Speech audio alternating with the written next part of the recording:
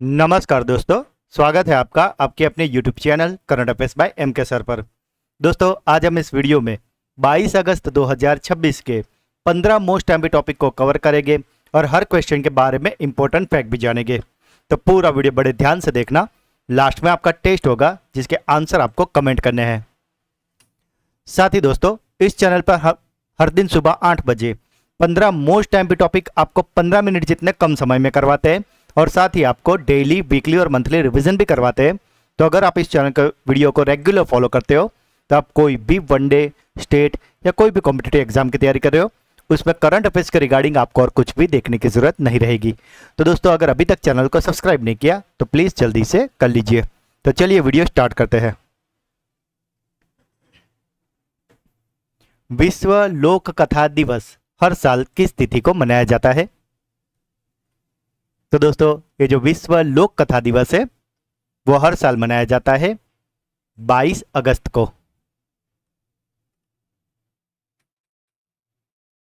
विश्व लोक कथा दिवस हर साल 22 अगस्त को ब्रिटिश लेखक विलियम जॉन थॉमस द्वारा 1846 में पहली बार फोकलोर यानी कि लोक कथा शब्द का उपयोग करने की याद में मनाया जाता है। यूनेस्को की विशेष पहल के बाद इस दिवस को दुनिया भर के लुप्तप्राय पारंपरिक संस्कृतियों और मौखिक विरासतों को बचाने के लिए अंतर्राष्ट्रीय पहचान मिली है। हैदराबाद विश्वविद्यालय का लोक संस्कृति अध्ययन केंद्र 20 से लेकर 23 अगस्त 2026 तक CFSR के सहयोग से 4 दिवसीय विशेष राष्ट्रीय सम्मेलन का आयोजन कर रहा है और साथ ही इस वर्ष के वैश्विक व राष्ट्रीय आयोजनों के लिए रिसर्चिंग एंड रीएक्टिंग फोक लोर यानी कि ट्रेडिशन इन चेंजिंग वर्ल्ड ये थीम पे ये पूरे कार्यक्रम होने वाला है। बात करें कर्नाटक की तो कर्नाटक के बेंगलुरु में डेस्टिनेशन हेरिटेज संस्था द्वारा पारंपरिक कलाओं को बढ़ावा देने के लिए रूट्स एंड रिदम्स नामक भव्य उत्सव आयोजित भी किया जा रहा है। किस देश के शोधकर्ताओं ने RK-251 नामक एक स्मार्ट कैंसर ड्रग विकसित किया है? तो दोस्तों ये जो RK-251 है इस कैंसर ड्रग्स को विकसित किया है हमारे देश भारत ने। इस प्रायोगिक स्मार्ट दवा को भारत सरकार के विज्ञान एवं प्रौद्योगिकी विभाग के तहत IASST असम और IIT गुवाहाटी के भारतीय शोधकर्ताओं ने मिलकर विकसित किया है। यह दवा सामान्य स्वस्थ कोशिकाओं में निष्क्रिय रहती है लेकिन कैंसर कोशिकाओं में मौजूद उच्च रिएक्टिव ऑक्सीजन स्पीसीज के संपर्क में आते ही सक्रिय हो जाती है। सक्रिय होने के बाद यह दवा NBDHEX नामक एक शक्तिशाली यौगिक जारी करती है जो कैंसर कोशिकाओं के जीवित रहने वाले मुख्य प्रोटीनों को ब्लॉक कर देता है। प्री क्लिनिकल परीक्षणों में यह दवा बेहद आक्रामक ट्रिपल नेगेटिव स्तन कैंसर कोशिकाओं को नष्ट करने में अत्याधुनिक प्रभावी पाई गई है। जेब्राफिश ब्रूनो पर किए गए प्रारंभिक परीक्षणों में इस दवा का कोई भी स्पष्ट विषाक्त प्रभाव यानी कि टॉक्सिसिटी नहीं देखी गई है। ग्रामीण विद्यार्थियों की मदद के लिए विद्यार्थी सहाय हस्त योजना किस राज्य द्वारा घोषणा की गई है? तो दोस्तों ये जो योजना है विद्यार्थी सहाय हस्त योजना इसे घोषित किया है कर्नाटका ने।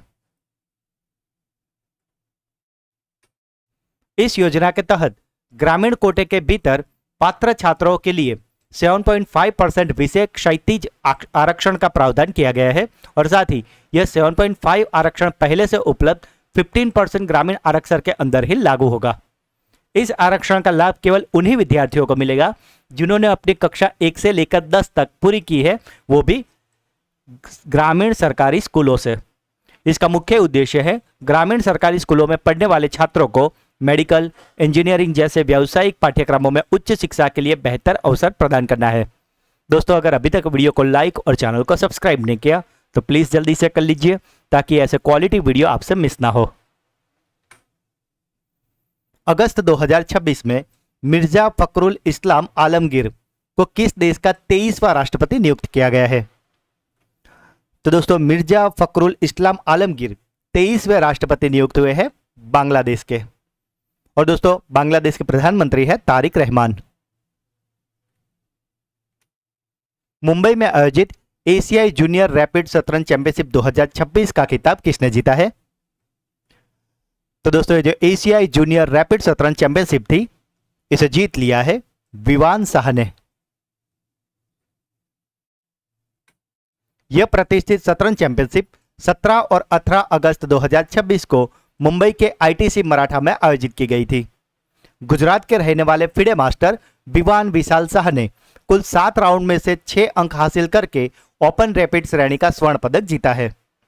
विवान ने चौथे राउंड में एक मैच हारने के बाद अंतिम 3 राउंड में लगातार 3 बार यानी कि जीत की हैट्रिक लगाकर खिताबी मुकाबला अपने नाम किया था। भारत के ही अक्षय बोरगांवकर ने 7 में से 6 अंक हासिल किए, लेकिन कम टाई ब्रेक स्कोर के कारण वे दूसरे यानी कि रजत पदक स्थान पर रहे थे, जबकि अपूर्व कामले तीसरे स्थान पर, जिन्होंने कांस्य पदक हासिल किया है। गर्ल्स रैपिड वर्क की अगर बात करें तो तुर्कमेनिस्तान की सोहरादोवा लाला ने जीता है, जबकि भारत की प्रतीति बोरदोलाई ने रजत पदक हासिल किया है। संसदीय समिति ने दवा या चिकित्सा उपकरणों में लैंडिंग मूल्य और एमआरपी के बीच में अधिकतम कितने प्रतिशत अंतर की सिफारिश की है? तो दोस्तों ये जो लैंडिंग मूल्य होता है उसमें और एमआरपी में ज्यादा से ज्यादा 20% का अंतर ही होना चाहिए, ऐसा संसदीय समिति ने सिफारिश दी है। दरअसल दोस्तों एक हार्ट अटैक की दवाई थी जिसकी लैंडिंग मूल्य आ रही थी 18,000, लेकिन उसकी एमआरपी तकरीबन 50,000 से भी ज्यादा पाई गई थी, और इसीलिए यह समिति ने जो एमआरपी और लैंडिंग मूल्य है उनमें 20% का ही अंतर रखने के लिए सिफारिश की है। भारत का पहला एकीकृत भूमिगत कोयला गैसीकरण परिसर बनने का प्रस्ताव किस राज्य में रखा गया है? तो दोस्तों ये जो एकीकृत भूमिगत कोयला गैसीकरण परिसर है वो बनने वाला है आंध्र प्रदेश में।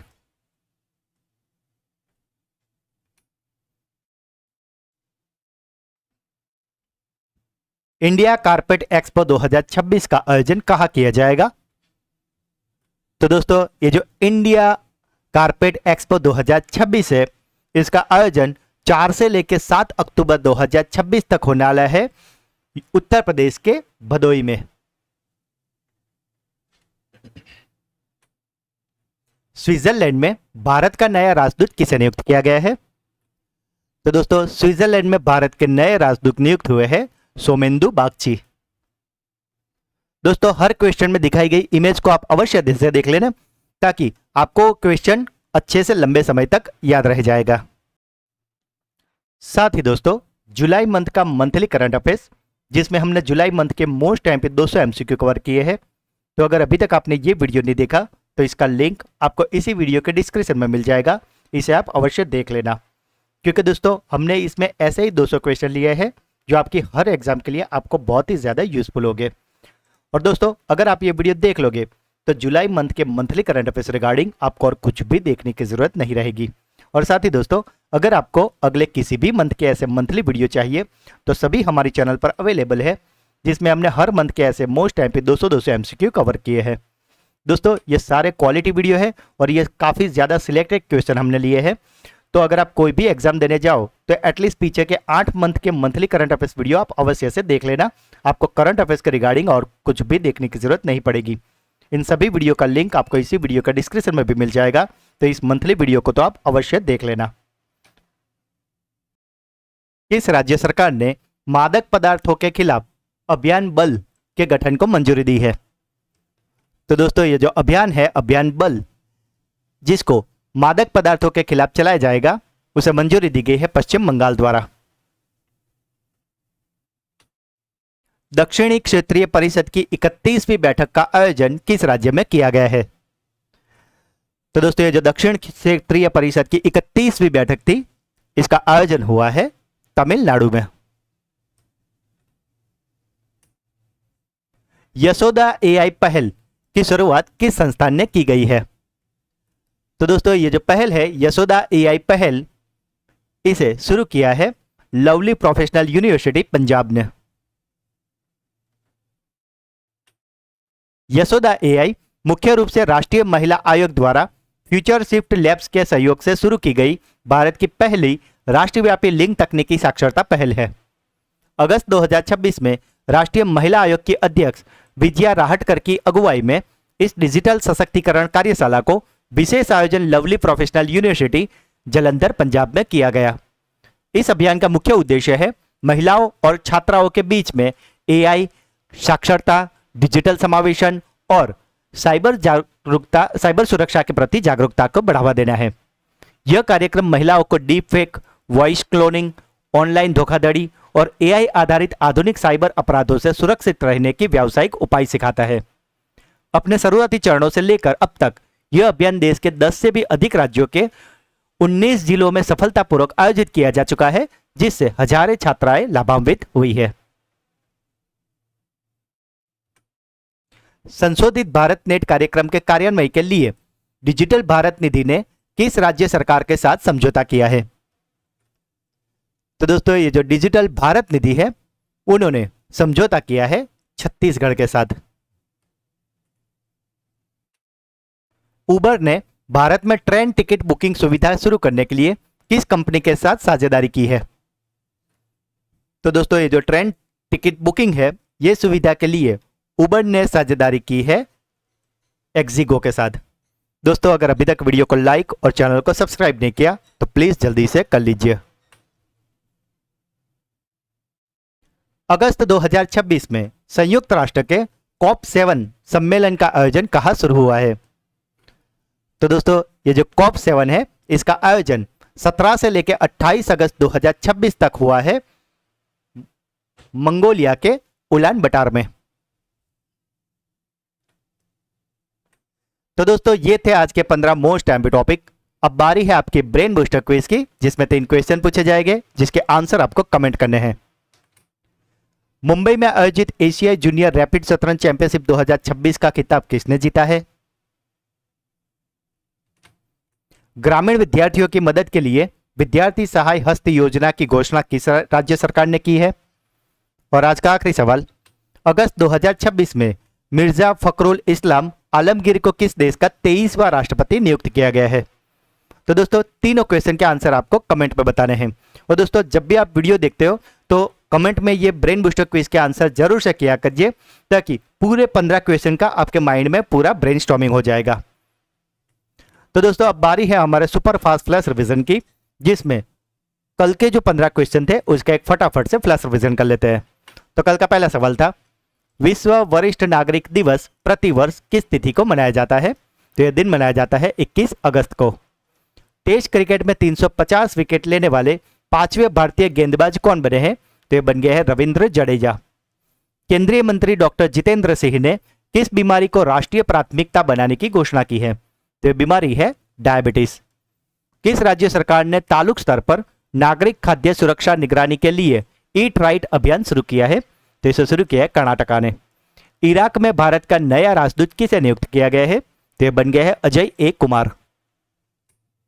पूर्व प्रधानमंत्री अटल बिहारी वाजपेयी की 21 फुट ऊंची प्रतिमा का अनावरण कहाँ किया गया है? तो ये हुआ है राजस्थान में। तटरक्षक बल के 5वें वैश्विक शिखर सम्मेलन की मेजबानी कौन सा देश करेगा? तो ये करने वाला है हमारा देश भारत। दुनिया के सबसे कम उम्र के चार्टर्ड अकाउंटेंट कौन बने हैं? तो ये बन गया लक्ष्मण मियप्पन। ब्रिक्स युवा शिखर सम्मेलन और ब्रिक्स युवा परिषद की बैठक कहाँ आयोजित की गई है? तो इसका आयोजन हुआ है गुजरात के पाटनगर गांधीनगर में।